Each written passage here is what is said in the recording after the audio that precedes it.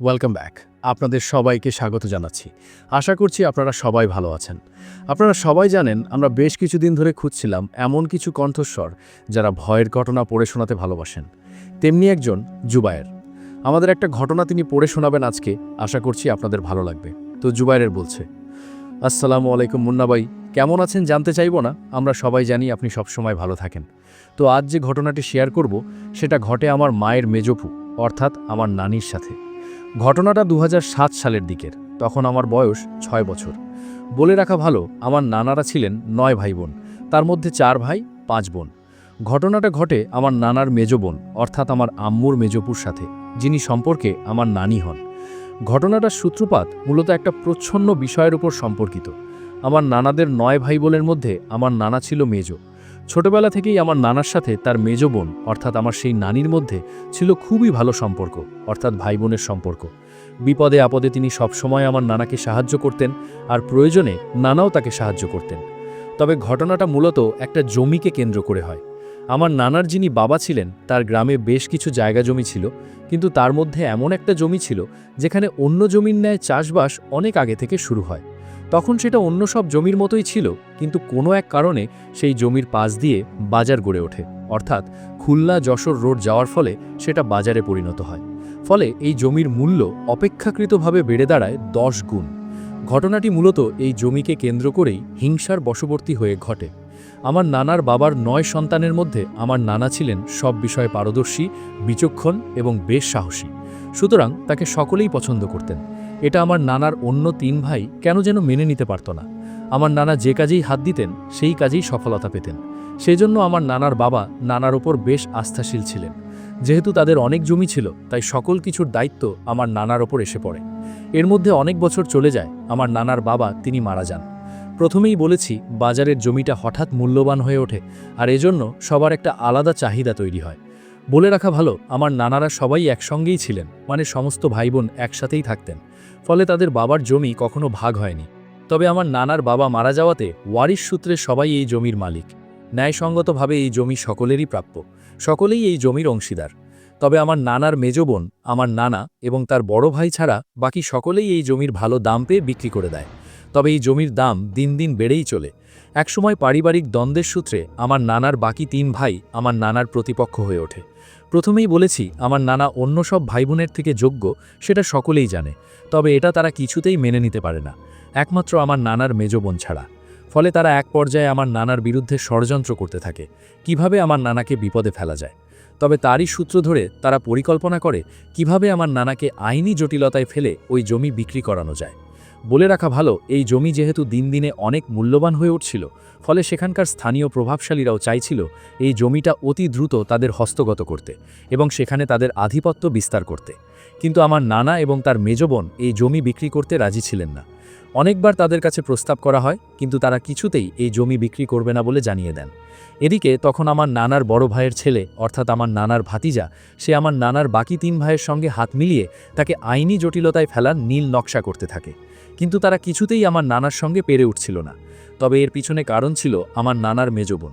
বলে রাখা ভালো, আমার নানার মেজ বোন বাজারে ওই জমিটাতেই থাকতেন, যেহেতু তিনি ওই জমির অংশীদার। বাজারে গভীর রাতে যখন চায়ের দোকানে বসে আমার নানাকে বিপদে ফেলার যত আলাপ আলোচনা হতো, সেগুলো আমার নানার মেজ বোন শোনামাত্রই এই খবর আমার নানার কাছে পৌঁছে দিতেন। সেটা সকাল হোক, গভীর রাত হোক, যখনই হোক, তিনি তখনই রওনা দিতেন।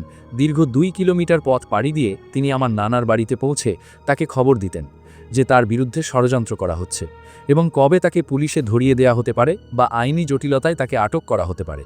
ফলে ওই ষড়যন্ত্রকারীরা যতই পরিকল্পনা করতো না কেন, তারা কোনোভাবেই আমার নানাকে তারা কিছুই করতে পারছিল না। এমন সময় আমার নানার বড় ভাইয়ের ছেলে অর্থাৎ তার ভাতিজা ওয়াহিদ, সে বিষয়টি বুঝতে পারে, কিন্তু কাউকে কিছু বলে না। যেহেতু আমার নানার সঙ্গে তার মেজ বোনের ওঠা বসা ছিল, আর তিনি যেহেতু বাজারের পাশে থাকতেন, ফলে এই খবর আমার মেজ নানি ছাড়া আর কেউ আমার নানার কাছে পাঠাতো না। এটা আমার নানার বড় ভাতিজা বুঝতে পারে, আর ঘটনাটা এখান থেকেই শুরু। এরপর বেশ কিছুদিন কেটে যায়, সব স্বাভাবিকভাবেই চলছিল। হঠাৎ আমার নানার মেজ বোন অর্থাৎ আমার মেজ নানি খুবই অসুস্থ হয়ে পড়ে। সবাই প্রথমে ভেবেছিল যে এটা স্বাভাবিক কোনো অসুস্থতা, কিন্তু সমস্যা জটিল আকার ধারণ করলে তাকে হসপিটালে ভর্তি করা হয়। কিন্তু ডাক্তার অনেক পরীক্ষা নিরীক্ষার পর কোনো রোগ ধরতে পারছিল না। আমার নানা সিদ্ধান্ত নেন কিছুদিন তাকে হাসপাতালে রাখবেন। কিছুদিন হাসপাতালে থাকার পর তিনি কিছুটা সুস্থ হলে তাকে বাসায় আনা হয়। সবাই মনে করে তিনি হয়তো ধীরে ধীরে সুস্থ হয়ে উঠবেন, কিন্তু পরবর্তীতে ঘটনা যা ঘটে সেটা ভীষণই লোমহর্ষক। আমার এই যে মেজ নানি প্রচণ্ড পেটের পীড়ায় আক্রান্ত হন। আবারও তাকে হসপিটালে ভর্তি করা হয়। এবার ডাক্তার পরীক্ষা করে জানায় যে তার গ্যাস্ট্রিক আলসারের মতো কোনো একটা সমস্যা হয়েছে। যথারীতি আমার নানা ডাক্তারদেরকে নির্দেশনা দেন যাতে তার চিকিৎসায় কোনো ত্রুটি না হয়। ফলে ডাক্তাররা তার চিকিৎসা করছিলেন খুবই মনোযোগের সাথে। কিন্তু এক পর্যায়ে তার শারীরিক অবস্থা খুবই খারাপ হয়ে যায় এবং ডাক্তার আমার নানাকে ডেকে পাঠায়। সেখানে ডাক্তাররা আমার নানাকে যেটা দেখায় সেটা দেখার জন্য তিনি একেবারেই প্রস্তুত ছিলেন না। ডাক্তাররা সমস্ত রিপোর্ট এবং সরাসরি আল্ট্রাসোনোগ্রামের মাধ্যমে আমার নানাকে তার মেজ বোনের অবস্থা দেখান।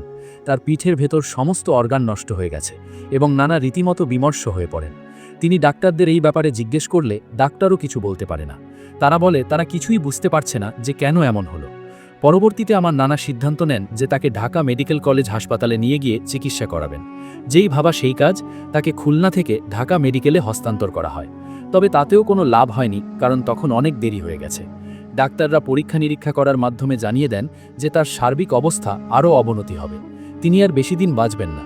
তারা নির্দিষ্ট একটা সময়ের কথাও বলে দেন, এই সময়ের ভেতরেই তিনি মারা যাবেন। ফলে তাকে বাসায় নিয়ে আসা হয়। তিনি কিছু খেতে পারতেন না, যেটা খেতেন সেটাই কিছুক্ষণ পর বমি করে দিতেন, এবং সেই বমি সাধারণ মানুষের মতো ছিল না, সেটা ছিল প্রচণ্ড পরিমাণে দুর্গন্ধ এবং রক্ত। বলে রাখা ভালো, তিনি খাবার হিসেবে শুধু তরমুজ খেতে পারতেন, আর কিছুই খেতে পারতেন না। সবাই একেবারে নির্বাক হয়ে পড়ে, কেউ কোনো কারণ খুঁজে পায় না। তিনি সবচেয়ে বেশি অসুস্থ বোধ করতেন দুপুরবেলায়, তখন তার প্রচণ্ড যন্ত্রণা হতো। তবে তাকে গোসল করিয়ে দিলে সে কিছুটা স্বস্তি পেতেন, তবে সেটাও দীর্ঘস্থায়ী হতো না। ধীরে ধীরে তার অবস্থা এতটাই খারাপ হয় যে তার শরীর দিনে দিনে শুকিয়ে যায়। পরবর্তীতে আমার নানা দিশেহারা হয়ে এই সমস্যার সমাধান খুঁজতে থাকেন এবং সর্বশেষ কোনো উপায় না পেয়ে একজন অভিজ্ঞ কবিরাজের শরণাপন্ন হন। কবিরাজের সঙ্গে তিনি দেখা করার পর তিনি কবিরাজকে সব কথা খুলে বলেন। কবিরাজ তার কাছে সময় চান, বলেন আপনি পরবর্তী দিন আসেন। নানাও পরবর্তী দিন কবিরাজের কাছে যান, কিন্তু কবিরাজ আমার নানাকে কিছুই বলে না। কবিরাজ আমার নানাকে এই বলে আশ্বস্ত করেন যে পরবর্তী দিন তিনি আমার নানার মেজ বোনকে নিজে দেখবেন, কারণ তিনি না দেখে কিছুই বলতে পারছেন না। বলে রাখা ভালো, অসুস্থতার পর থেকে আমার এই মেজ নানি নানার বাড়িতেই থাকতেন। সেখানেই আমার নানি আমার নানার মেজ বোনকে সেবা যত্ন করতেন। পরবর্তী দিন কবিরাজ আমার নানা বাড়িতে এসে উপস্থিত হন এবং আমার নানার মেজ বোনকে দেখেন এবং বলেন আমার কিছুই করার নেই, কারণ অনেক দেরি হয়ে গেছে। তিনি আমার নানা বাড়ি থেকে বেরিয়ে চলে যান। তার পরদিন আমার নানা আবারও সেই কবিরাজের সঙ্গে দেখা করেন।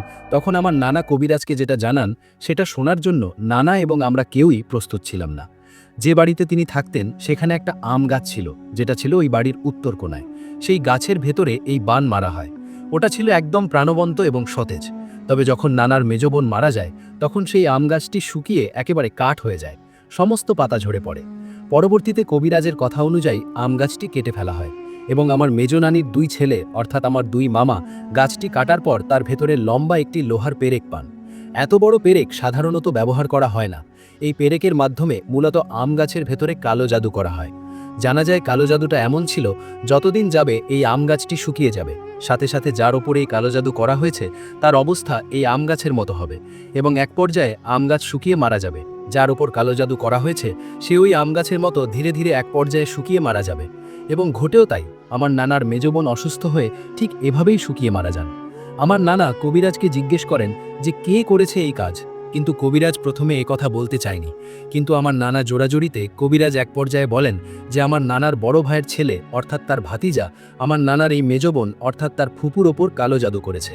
কারণ এর আগেও বলেছি এই জমির 3 জন অংশীদার ছাড়া বাকিরা এই জমি বিক্রি করে চলে যায়, কিন্তু আমার নানার বড় ভাইয়ের এক বড় ছেলে তার বাবার জমির অংশটুকু এখান থেকে নিয়ে নেয়। কিন্তু এই জমি বাজারের সংকটে হওয়ায় তা ছিল অত্যন্ত মূল্যবান। লোভের বশবর্তী হয় এবং আমার নানার ওপর প্রতিহিংসা পরায়ণ হয়ে তার প্রিয় মেজ বোনের ওপর ভয়ঙ্কর কালো জাদু করে। এর কারণ হলো নানার মেজ বোনের কারণে তাদের কোনো পরিকল্পনা সফল হচ্ছিল না। সে ছিল এই পথের সবথেকে বড় বাধা। তাই তাকে কালো জাদু করে মেরে ফেলে আমার নানার বড় ভাতিজা। কিন্তু কালো জাদু বিষয়টা যেহেতু প্রমাণ করা যায় না, সুতরাং এটা নিয়ে তিনি আর কাউকে কিছু বলেননি। তবে এই ঘৃণ্য কাজের জন্য আমার নানা এবং আমাদের সকল আত্মীয় স্বজন আজও আমার নানার বড় ভাতিজাকে ঘৃণা করে। আল্লাহ আমাদের সবাইকে এই ঘৃণ্য কাজ থেকে বেঁচে থাকার তৌফিক দান করুন। Welcome back. আপনাদের সবাইকে অনেক অনেক ধন্যবাদ এতক্ষণ পর্যন্ত আমাদের সাথে থাকার জন্য। অনেক অনেক শুভকামনা রইল। সবসময় এই ইউটিউব চ্যানেলটি সম্পর্কে আপডেট পেতে আমাদের ইউটিউব চ্যানেলটিকে সাবস্ক্রাইব করুন। আশা করছি আমরা একসাথে অনেকটা পথ হাঁটব। আজকের মতো এখানেই বিদায় নিচ্ছি। সবাই ভালো থাকুন, সুস্থ থাকুন।